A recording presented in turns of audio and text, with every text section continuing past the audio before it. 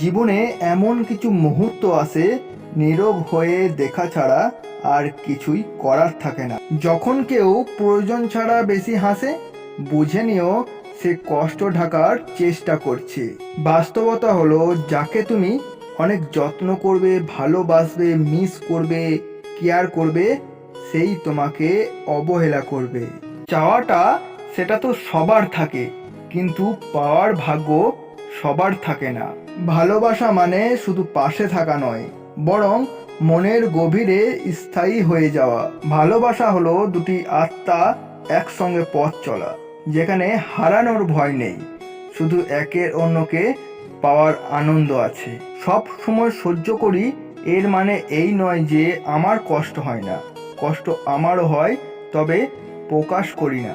সময়ের সাথে সাথে আমাদের কিছু প্রিয় জিনিসগুলো যেমন অপ্রিয় হয়ে ওঠে, তেমনি কিছু অপ্রিয় জিনিসও খুব প্রিয় এবং কাছের হয়ে ওঠে।